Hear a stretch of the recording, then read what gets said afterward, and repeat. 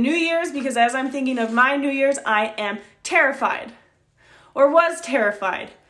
I have a lot of questions about this upcoming year that I don't have answers to, and it is like made me uneasy. You know what I mean? Okay, so this is where this week's message and Sunday message is coming from, is me thinking about this upcoming year and the unrest that I have because of it. Okay, honestly, I was a little bit apprehensive about this year. A lot of unanswered questions and big decisions that are out of our hands for Ben to pursue his PhD.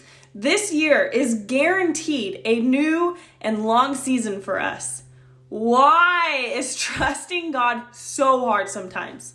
If it's true that we have the most all-knowing, powerful, perfect being to ever exist on our side, then why is it so hard to allow his will to take over and to fully give it to him? Why is it so hard to let him take care of us? Why wouldn't we want things to go the way that our perfect God wants them to? Why is it so hard to let God be God? What? I can think of a lot of reasons, but I think for me, what it comes down to most is giving it to God and trusting him means uncharted, unmarked, unwanted paths. Giving it to God means an unexpected outcome. It could mean giving up comfort and passions. It's hard because we don't know where any of it will lead us. If we give it to him, what is he going to do with it?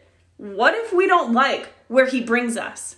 See, if I were in charge and things went my way, the way that I had in mind, I'm able to control unmet expectations and disappointments. I feel safer when I'm in charge of my own life because it's comfortable knowing and being in charge, right? Unknown variables brings fear and hesitation. The playground for the adversary. And the adversary, who usually gets to me more in my mind and my thoughts and my hypotheticals more than anything else. Maybe that's just me. Probably not. Thoughts that could have power to immobilize us and stop us from making even one step closer in the right direction simply because it's on a new, uncharted path for us. Thoughts and doubts that can be so crippling that they become heavy enough for no movement. Fear and wonder can be so powerful that they turned Lot's wife into a pillar of salt. And it's not necessarily because she looked back that it destroyed her, but because she entertained those dangerous thoughts and immobilizing thoughts from the adversary, and she doubted the Lord's ability to bring her somewhere better. But what happens when we slow down or stand still or dismiss or second guess? Well, the adversary wins. And although the weight of moving forward can sometimes feel really heavy, we only get to do this mortality thing once. And life, it's too short. It's too short to get worked up and worried over things that we have no control over. Too short to forget that, something most important, God. He's too short. Life. It's too short to forget that the unexpected is God intervening. Too short to forget that his whole purpose is to bring us to the best things. Too short to forget that we truly don't want things our way. Too short to forget how thrilling it is to live by faith. It's all my unplanned and unreadiness that has really made my relationship with God personal and real. It's made trusting in him possible and desirable. I've really learned to continue to push through the hard, love the unexpected, and actually look forward to the unwanted. I say that with caution, but I do mean it. And what a ride, right? Because regardless of all of these variables, it can't take away from the reality that God's entire existence is to lift us higher and make us better and bring us to the best things. I remember Amulek.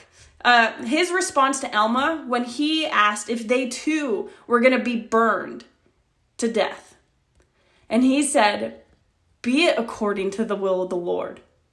Okay, surely if Amulek that can have that kind of faith and trust when he was staring at literal death and flames in front of his eyes, when he's staring at people of his faith, children, kids burned to death right there in front of his face, then surely I can muster enough faith to say, so be it. to 2020, and so be it to our new season and God's truly perfect plan?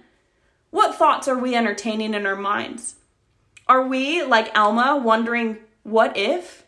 Or are we like Elimelech saying, so be it? Are we allowing the adversary to win simply by standing still? Because if there's one thing I know about Satan, it's that he will do anything to simply keep us from taking one step closer to what God wants us to be doing. Are we moving?